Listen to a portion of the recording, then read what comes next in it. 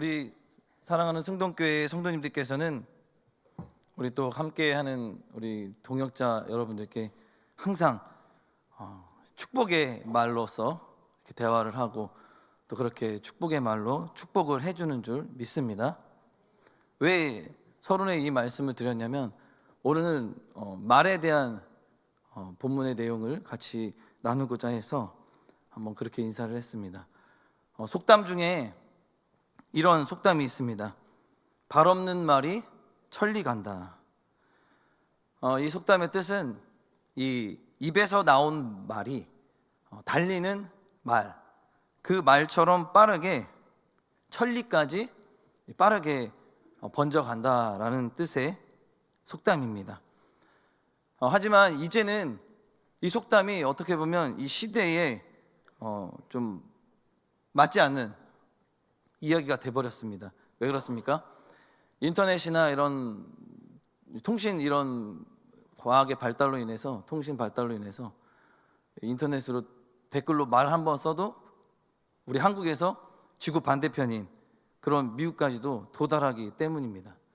그만큼 말이라는 것이 이제는 정말 순식간에 퍼진다 그런 상황이죠. 그런 상황 속에서 오늘 본문은 이제 야고보의 가르침을 통해 다시 한번 우리에게 말이 얼마나 중요한지에 대해서 가르쳐 주고 있습니다. 어떤 가르침입니까? 우리가 늘 하고 있는 입으로 나오는 언어, 즉 말에 대해서 실수가 없도록 하라라고 우리에게 가르치고 있습니다. 사실상 오늘 본문 3장의 앞부분인 2장 마지막 부분에서 이 행함에 대해서 가르치셨습니다. 참된 믿음은 바로 행함을 통해서 나타나야 된다고 가르쳤는데, 우리의 행함을 생각하고 또 반성할 때에 첫 번째로 우리가 생각하게 되는 것이 무엇입니까? 바로 우리의 이 언어, 말이라는 것이죠. 말로써 우리의 삶의 어떤 일들이 시작된다는 것입니다. 그런데 우리는 말을 별로 중요하게 생각하지 않는 경향들이 있다는 거예요. 그러나 사실 우리가 하루에 가장 많이 하는 것이 무엇이겠습니까? 말입니다. 말. 우리가 일어날 때 어떻게 합니까? 잘 잤다 하면서 또 말로 하면서 시작되죠. 그리고 아침에 일어나면 배고픈데 밥 한 끼 따뜻하게 해서 먹고 시작해야지 하면서 이렇게 말로써 말을 하면서 하루를 시작하게 된다는 것이죠. 그러다 보니 삶의 시작이 말로써 하다 보니까 가정에서 또 일터에서 또 여러 가지의 이런 공공장소 또 교회에서 우리가 그 말을 하다 보면 실수를 가장 많이 하는 부분도 바로 말이라는 것입니다.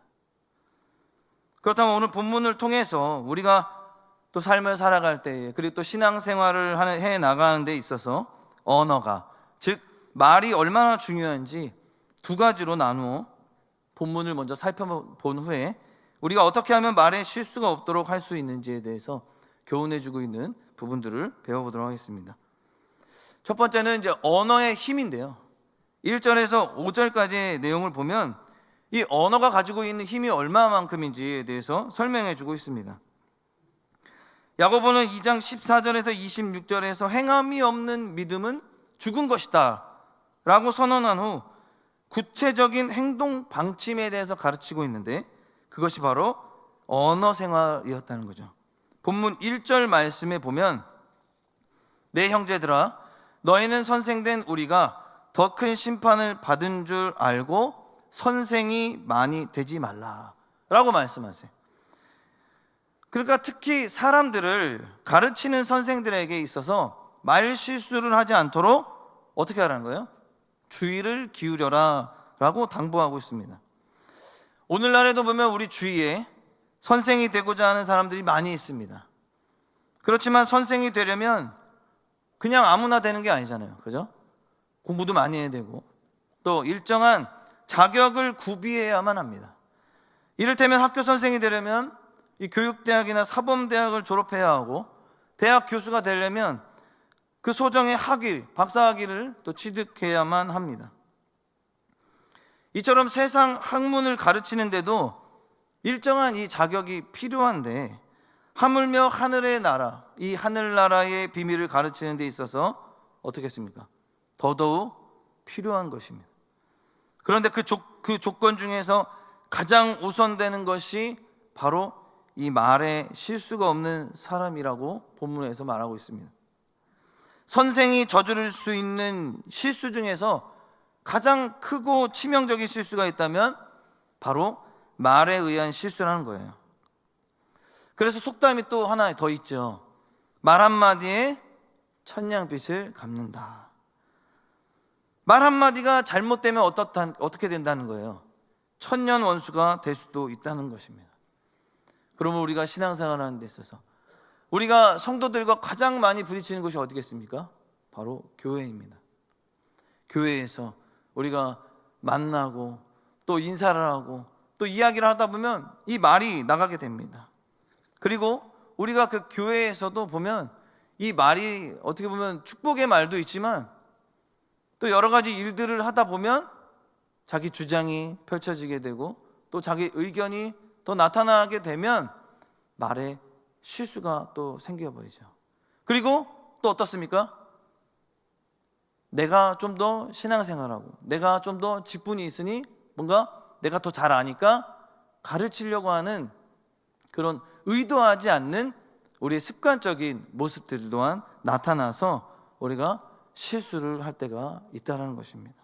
그러므로 우리는 특별히 언행에 대해서 더 주의해야 한다라고 오늘 본문 1절에서 말씀해 주고 있는 것입니다.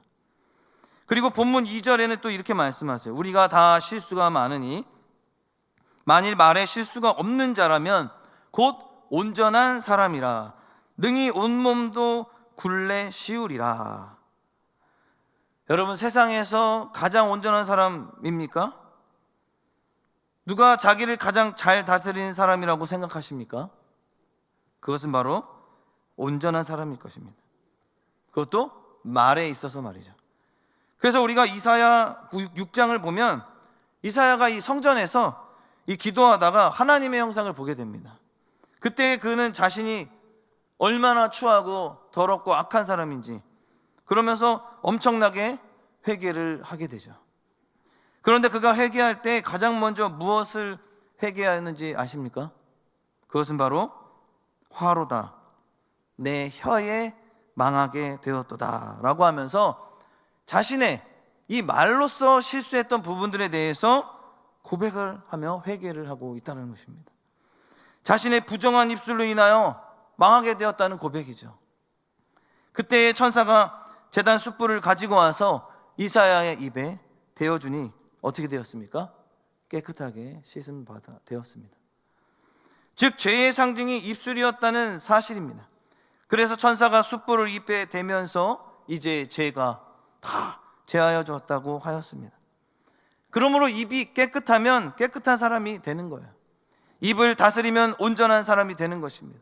온몸을 다스릴 수 있는 그런 상황이 되어버리는 것이죠. 사실 예수 믿는 사람이 상식적으로는 그렇게 생각 안 하잖아요. 설마 도둑질을 하겠어? 설마 살인을 저지르겠어? 설마 강도짓을 하겠어? 나쁜 짓을 하겠어?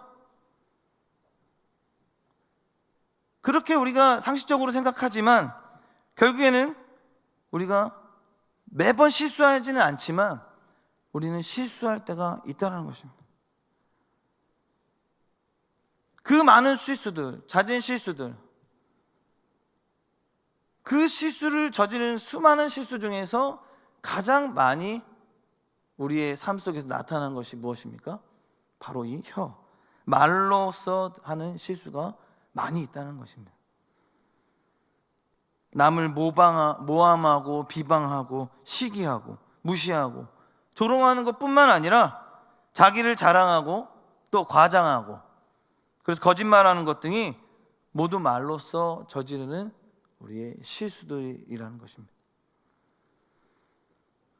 그리고 계속해서 이 언어의 힘에 대해서 3절, 4절에도 이렇게 말씀하세요. 우리 본문 3절, 4절은 함께 읽도록 하겠습니다. 시작. 우리가 말들의 입에 재갈 물리는 것은 우리에게 순종하게 하려고 그 온 몸을 제어하는 것이라. 또 배를 보라, 그렇게 크고 광풍에 밀려가는 것들을 지극히 작은 키로서 사공의 뜻대로 운행하나니. 아멘. 본문은 이 말을 두 가지로 비유하고 있습니다. 첫째는 제갈로 비유하고 있어요. 제갈이 무엇입니까? 소나 말을 길들이기 위한, 그렇게 뭔가 고삐에 이렇게 그 제갈을 물려서 이렇게 그 고삐를 잡아 당기면, 그죠? 이렇게 말 들을 수 있도록, 소가 오른쪽으로 고삐를 당기면 오른쪽으로 갈 수 있도록, 또 왼쪽으로 한번 당기면 왼쪽으로 갈 수 있도록, 이렇게 고삐를 쥔 사람이 잡아당기는 방향으로 이렇게 끌어갈 수 있도록 이 제갈을 물려서 이렇게 코에다가 매다는 그런 거를 제갈을 물렸다라고 표현합니다. 근데 그렇게 제갈을 물리고 코에 이렇게 코를 뚫어서 이렇게 고삐를 잡으면 소가 얼마나 고통스럽겠어요. 그러니까 잡아당길 때 너무 아프니까 빨리 이제 그쪽으로 가는 거죠. 그래서 주인이 끄는 대로 움직이게 되는 것입니다. 그러니까 이제 조종이 되는 거죠. 그러니까 사람의 사용하는 말도 그렇다는 거예요. 제갈 하나로 말의 거대한 몸집을 자유자재로 움직일 수 있듯이 우리의 작은 혀가 우리의 온 지체에 강력한 영향력을 미친다는 것입니다. 그래서 우리가 말을 다스리게 되면 우리의 인격도 다스리게 된다는 것이죠. 인격을 다스리게 되면 어떻게 됩니까? 삶 또한 다스릴 수 있게 되는 것입니다. 그리고 두 번째로 말을 무엇으로 비유했냐면 배의 키로 비유하였습니다. 바다가 고요할 때는 배를 운행하기가 당연히 쉽겠죠. 그런데 이제 바다에 폭풍우가 치고 또 광풍이 몰아쳐 오면서 집채만한 파도가 이제 온다고 생각해 보십시오. 배의 항로를 이렇게 하는 데 있어서 어려움이 있을 것입니다. 순탄치 못하죠. 그러나 조종실에 있는 이 작은 키로 운전을 해야 합니다. 배의 방향을 자유자재로 조정을 해야 한다는 거죠. 이와 마찬가지로 사람의 입속에 있는 혀를 제어할 수만 있으면 자기가 원하는 방향으로 어떻게 합니까? 삶을 인도해 나갈 수 있다라는 것입니다. 다시 정리하자면 말이 제갈을 당기는 쪽으로 움직이고 배가 키를 조종하는 쪽으로 운행하듯이 이 사람의 삶의 방향은 뭘로 움직인다는 거예요? 바로 혀가 움직이는 대로 이끌려 간다는 것입니다. 그러면서 5절에 이와 같이 혀도 작은 지체로 돼 큰 것을 자랑하도다. 보라, 얼마나 작은 불이 얼마나 많은 나무를 태우는가. 이 말씀은 이 혀의 악한 사용이 얼마나 무서운가를 설명해 주고 있습니다. 야고보서 1장에 보면 제가 말씀드렸었는데요, 이스라엘 땅은 굉장히 건조한 땅이라고 설명을 드렸어요. 그래서 비가 올 때는 엄청나게 비가 와서 오고 나면 타 죽어가던 온갖 초목과 엉겅퀴가 소생하고 생명의 기운을 다시 발합니다. 그러나 곧 뒤이어서 건조기로 인하여서 금방 땅은 타들어가는, 그리고 건조한 땅으로 변해서 성냥불 하나만 갖다 딱 그어대도 바로 순식간에 온 땅과 모든 식물이 타들어가는 그런 곳이 바로 이 이스라엘 땅입니다. 마치 기름에다 불을 갖다 대듯이 엄청난 화력이 일어나게 되는 것이죠. 이와 같이 말도 그렇다는 거예요. 우리의 언어가 그렇다는 것입니다. 무심코 던진 말이 상대방에게 있어서 어떻게 됩니까? 그가 상처를 받아서 또 인격 또한 망가뜨려 버린 거죠. 사람들에게 무심코 던진 잘못된 한마디가 그 사람의 삶까지도 무너뜨릴 수 있다는 거죠. 젊은 세대에서는 어떤 일들이 있었습니까? 비방하고 그 사람을 모욕하고 그 사람에게 이 언어로서, 특히 채팅으로서 또 댓글로서 그 사람을 굉장히 힘들게 하죠. 그러면서 극단적인 선택을 하는, 그래서 자살까지 일어나는, 말의 힘이 그 정도로 악하게 이용되면 그렇게 나타난다는 것입니다. 무심코 던진 잘못된 한마디 말이 사람들의 생애 바퀴를 바로 불살라 버릴 수가 있다는 것입니다.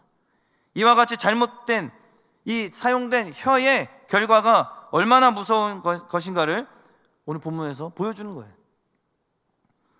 부모가 자녀에게 절대로 그런 말 하지 말라고 그러잖아요. 너는 쓸모없는 놈이다. 넌 도대체 나가서 뭐 먹고 살려고 이렇게 행동하냐. 이런 말은 절대 하지 말라고 그러잖아요. 한마디를 하더라도 축복의 말을 해주라는 겁니다. 너는 그래도 가능성이 있어. 너는 그래도 꿈을 가지고 비전을 가지고 나아가면 너는 소망이 있어. 희망이 있어. 잘 해낼 거야. 이러한 긍정적인 축복의 말을 해줘도 시원찮을 판에 너는 쓸모없는 놈이다. 근데 사랑하는 가족한테 우리가 더 그런 말을 하게 된다는 거죠. 근데 솔직히 말해서 그 가족에게 이런 말을 던질 때 진짜 진심을 다해서 하는 말이 아니잖아요. 무심코 그냥 그러한 현실과 문제 상황들 때문에 우리가 막 홧김에 어쩔 수 없이 무심코 던진 말의 실수로 인해서 그러한 삶의 결과가 잘못되게 나타날 수 있다는 것이죠. 그런데 반대로 잘 사용된 혀는 기적을 산출하는 데도 위력을 발휘한다는 것이에요. 마가복음 11장 23절에 보면 이렇게 말씀하십니다. 함께 읽겠습니다.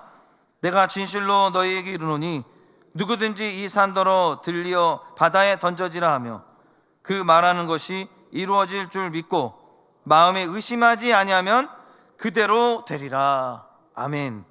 우리가 믿는 것을 입으로 시인해야 입으로 시인한 대로 이루어지도록 하면 어떻게 된다는 거예요? 하나님께서 역사하신다는 거예요. 할렐루야. 혀로서 천국, 지옥이 결정되고 이 세상 살아가는 동안 하나님의 축복을 받느냐 못 받느냐 결정된다는 것입니다. 이러므로 혀를 제어하는 것은 참으로 중요하다라고 오늘 야고보서 기자는 말씀하고 있는 거예요. 사랑하는 성도 여러분, 아무쪼록 혀를 성령으로 또 하나님의 말씀으로 제어하는 저와 여러분들 되길 주님의 이름으로 간절히 소망합니다. 두 번째로는요, 언어의 위험함입니다. 위험함. 6절에서 11절에 그렇게 말씀하세요. 야고보는 말을 조심해야 할 것에 대해서 계속 이야기하면서 특히 혀, 곧 언어가 가지는 위험한 측면을 강조하기 시작합니다. 분명히 말은 반드시 필요합니다. 필요한 말, 그리고 좋은 역할을 하는 좋은 말도 있습니다. 하지만 야고보는 혀, 곧 말이 가지는 위험성에 대해서 강조하고 있는 거예요. 그리고 그 경각심을 높이고 있습니다. 6절에 보면 혀는 곧 불이요 불의 세계라. 혀는 우리 지체 중에서 온몸을 더럽히고 삶의 수레바퀴를 불사르나니 그 사르는 것이 지옥불에서 나느니라. 여기서 혀는 불이요 불의 세계라고 했습니다.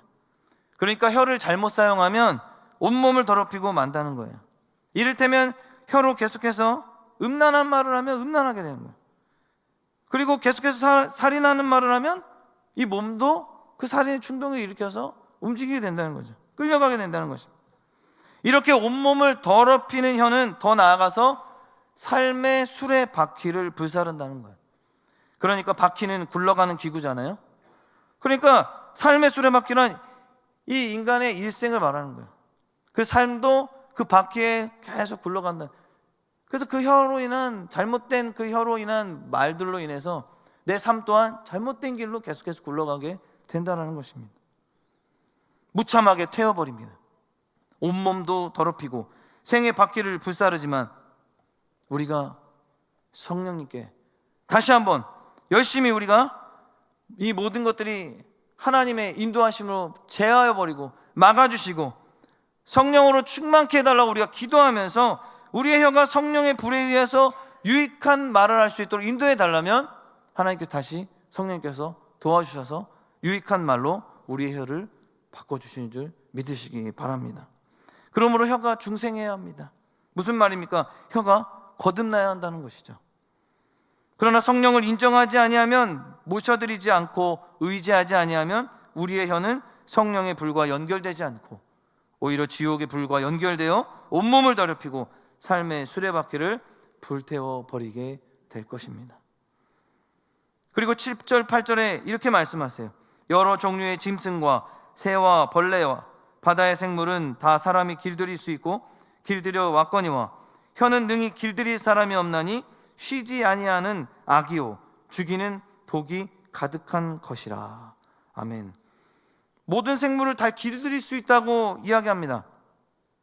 하늘의 새와 땅에 있는 짐승 다 길들일 수 있다는 거예요. 뿐만 아니라 심지어 바다에 있는 생물도 길들일 수 있다는 거예요. 저는 어디서 길들일 수 있나 생각해 보니까 이렇게 아쿠아리움이나 이런 데 가보면 돌고래 쇼 같은 거 이렇게 보여주지 않습니까? 그럼 거기서 이제 사역사분들이 그렇게 길들이고 훈련시켰으니까 점프해 그럼 점프하고 또 수영해 그럼 수영하고 이렇게 길들여진 걸 우리가 또 사실적으로 증명해낸 걸 보았습니다. 그런데 우리 인간의 입술은 어떻게 한다는 거예요? 길들여지지가 않는다는 거예요. 그래서 8절에는 혀는 쉬지 않고 악을 뿜어내고 자신과 남을 죽이는 독을 뿌려댄다라고 말씀합니다. 사람들은 거짓말, 또 사기, 공갈, 협박, 저주, 중상모략, 거짓 증거, 배반 등의 이 말들을 아주 교묘하게 또 능수능란하게 이렇게 토해냅니다. 혀는 선한 말보다는 바로 이 악한 말들로 인해서 쉬지 않는다는 거예요. 이웃을 중상모략하고 또 죽이기도 합니다. 이와 같은 혀의 악함에 대해 사도 바울도 이렇게 이야기했어요. 로마서 3장 13절에서 14절 말씀입니다. 함께 읽겠습니다. 시작. 그들의 목구멍은 열린 무덤이요 그 혀로는 속임을 일삼으며 그 입술에는 독사의 독이 있고 그 입에는 저주와 악독이 가득하고. 아멘. 그러면서 마지막으로 본문 9절 12절에서 이렇게 말씀합니다. 제가 읽겠습니다. 이것으로 우리가 주 아버지를 찬송하고 또 이것으로 하나님의 형상대로 지음을 받은 사람을 저주하나니 한 입에서 찬송과 저주가 나오는도다. 내 형제들아 이것이 마땅하지 아니하니라. 샘이 한 구멍으로 어찌 단물과 쓴물을 내겠느냐. 내 형제들아 어찌 무화과 나무가 감람 열매를 포도나무가 무화과 나무를 맺겠느냐. 이와 같이 짠물이 단물을 내지 못하느니라. 아멘. 여기 9절에 보면 이것으로 우리가 주 아버지를 찬송하고 또 이것으로 하나님의 형상대로 지음을 받은 사람을 저주하나니라고 말씀하셨어요. 이 말씀은 혀의 이중성을 이야기하는 것입니다. 그러니까 사람들은 혀를 가지고 하나님 아버지도 찬송하고 또 저주도 일삼는다는 거예요. 또 한편으로는 즉 한 입에서 찬송과 저주를 동시에 함께하는 것이 과연 합당할까? 그러나 합당하지 않다라고 가르치고 있는 것입니다. 여러분, 찬물이 나오는 샘에서 찬물만 나오고 뜨거운 물이 나오는 샘에서는 뜨거운 물만 나오는 게 당연합니다. 그런데 우리의 혀는 그렇지 않다는 거예요. 우리의 입은 하나님을 찬양하는 말도 나올 수도 있고 또 사람을 저주하는 말도 나올 수가 있다는 것입니다. 무화과 나무는 포도나무는 한 가지 열매만 맺힙니다. 그게 정상이죠. 나무의 역할이기도 합니다. 이것은 지극히 상식적인 일이라고 할 수 있습니다. 그러나 우리의 혀는 그렇지 않다라고 이야기하고 있습니다. 베드로는 다 주를 버릴지라도 나는 주님을 버리지 않겠다라고 분명히 고백했습니다. 그런데 어떠한 결과가 나타나죠? 그렇게 맹세한 베드로가 그날 밤에 그 입술로 조그만 그 여자가 지나가면서 묻지 않습니까? 그랬더니 주님을 어떻게 했습니까? 부인했습니다. 그리고 저주하고 분명히 하나님 주를 버릴지라도 나는 주님을 버리지 않겠다라고 분명히 이야기했는데 그가 행동은 어땠습니까? 주님을 부인했습니다. 똑같은 입으로 한 혀가 두 말을 한 것이죠. 여러분, 베드로만 그럴 것 같습니까? 아니라는 것이죠. 우리도 별반 다르지 않습니다. 그렇다면 우리가 어떻게 하여야 말에 실수가 없도록 할 수 있을까요? 첫 번째로는 늘 주님과 교제해야 합니다. 무슨 이야기입니까? 늘 거룩한 말들을 들어야 된다는 거죠. 하나님의 말씀을 들어야 하는 것입니다. 말은 교제하는 사람에 따라서 달라질 수 있습니다. 내가 어떤 사람과 교제하느냐에 따라서 우리의 말도 달라진다는 거예요. 늘 들은 익숙한 말이 나오기 마련입니다. 그러니까 늘 듣던 대로 나온다는 거예요. 하나님 말씀 듣고 하나님 찬양하는 말로 하나님 높여드리고 하나님께 영광 돌리기 위해서 찬송하고 늘 그러한 삶으로 우리가 나아간다면, 주님과의 교제 속에 있다면 우리는 늘 듣던 대로 말하고 또 그렇게 하나님을 찬양하고 영광 돌리는 그 순간을 통해서 하나님 역사하셔서 우리 또한 경건의 말들을 계속해서 하게 하실 줄 믿습니다. 그래서 아무쪼록 우리의 삶 속에서 계속해서 기도하고 찬송하고 말씀 듣고 하나님과 교제하는 저와 여러분 되길 간절히 소망합니다. 두 번째로는 정확한 말만 하려고 노력해야 한다는 거예요. 무슨 이야기입니까? 변질된 말, 정확하게 확인되지 않은 말, 과장된 말을 사용하지 말아야 합니다. 또 남에 대한 이야기는 말에 부도체가 있어야 한다라고 생각이 됩니다. 무슨 얘기냐? 전기에 도체와 부도체가 있습니다. 나무는 부도체에 속하죠. 그럼 전기가 흐를까요? 안 흐를까요? 안 흐른다는 얘기입니다. 그래서 전기를 여기서 꽂고 저기에 꼽아도 전기가 나가지 않습니다. 합선되지 않아요. 그러나 구리는 도체이기 때문에 전기가 흘러나가죠. 그러니까 우리의 말이 부도체가 되어야 된다는 말은 무슨 얘기입니까? 우리의 말이, 우리의 이야기를 귀로 들었을 때 우리의 말로 나가야 된다는 거예요? 안 나가야 된다는 거예요? 안 나가야 된다는 것입니다. 말이 한 사람의 귀에 들어가면, 즉 내 귀에 들어오면 듣고 그냥 끝나버려야 한다는 거예요. 더 이상 이러쿵 저러쿵 얘기할 필요가 없다는 것이죠. 그런데 우리는 어떻습니까? 사람들과의 이야기를 하게 되면 내 의견을 또 이야기하고, 또 들으면 또 그거에 대해서 또 하나 더 붙여서 이야기하고, 또 아는 것 나오면 더 이야기해 주시고, 그리고 또 정확하지 않은 말, 확실하지 않은 말, 팩트로 체크되지 않은 말인데도 불구하고 계속해서 남을 비방하는 말로서 우리는 이야기의 꽃이 피어나기 시작한다는 것입니다. 그러므로 우리는 모두는 말을 정확하게 해야 하고, 확인되지 않은 과장된 말은 부도체가 되어야 할 줄로 믿습니다. 세 번째로, 말이 잘못되었을 때는 어떻게 해야 합니까? 자백하여야 합니다. 즉 용서해달라는 말을 하여야 한다는 거예요. 이 세상에서 가장 아름다운 말은 무엇입니까? 죄송합니다, 잘못했습니다, 그리고 감사하다는 말입니다. 여러분, 우리는 내가 잘못했다고 말하면 내가 죽는 것인 줄 생각할 때가 많이, 오해할 때가 많이 있다는 거예요. 그러나 엄밀히 생각해 볼 때 어떤 영역에서든지 우리는 내가 잘못했습니다라고 말하는 사람이 주인입니다. 또 승리자일 거예요. 즉 이 사람은 책임의식을 가지고 있는 사람이기도 하는 거예요. 내가 책임지겠습니다 라는 생각을 가지고 있다는 의미이죠. 구약성경을 보면 요나가 탄 배가 풍랑 만났잖아요. 그때 어떻게 합니까? 제비뽑기 하자고 합니다. 그래서 요나가 뽑혔습니다. 근데 요나가 잘못해서 그랬습니까? 요나가 제비에 뽑히면 죽이겠다고 그렇게 이야기하진 않았잖아요. 그죠? 그러나 요나가 뽑힌 것이고, 그때 요나가 이 풍랑이 나 때문입니다, 나를 바다에 던지십시오, 그러면 잔잔해질 것입니다 라고 이렇게 고백을 했지 않습니까? 하나님 보실 때 분명히 역사의 주인공은 요나예요. 내가 잘못했습니다, 내가 책임집니다. 그 사람이 역사의 주인공이 된 것입니다. 잘못했다고 하는 말은 우리의 언어 생활에 꼭 필요하다는 것입니다. 우리는 겸손해야 합니다. 하나님이 영광 받으시려면 우리는 늘 겸손해야 된다는 거예요.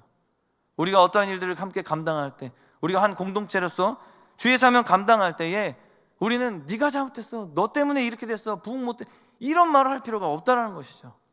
오히려 내가 부족했어, 내가 좀 더 기도할 것, 내가 좀 더 하나님의 일들을 감당하기 최선을 다할 것, 함께 더 힘을 실어줄 것라는 고백이 저와 여러분들에게 있기를 주님의 간절히 소망합니다. 마지막으로 축복의 말을 많이 해야 합니다. 그래서 우리가 인사를, 제가 처음에 시작할 때 우리 그렇게 인사를 한 거예요. 한 번 더 인사할까요? 다 같이 좌우 앞뒤에 계신 분들에게 이렇게 얘기하겠습니다. 축복의 말을 합시다. 왜냐하면 하나님께서 말씀하셔서, 마태복음 10장을 보면 예수님이 제자들을 전도대로 파송하십니다. 그때 주님이 하신 말씀 들어보면 너희들이 가는 집마다 평안을 빌어라, 복을 빌어라 라고 분명히 말씀하셨습니다. 그러면서 예수님이 그 다음에 이렇게 말씀하세요. 그 집이 복을 받을 만한 집이면 그 복이 그 집에 임할 것이고, 만약에 그 집이 복을 받을 만한 집이 되지 못하면 너희들이 빈 복이 어디로 간다고 하였습니까?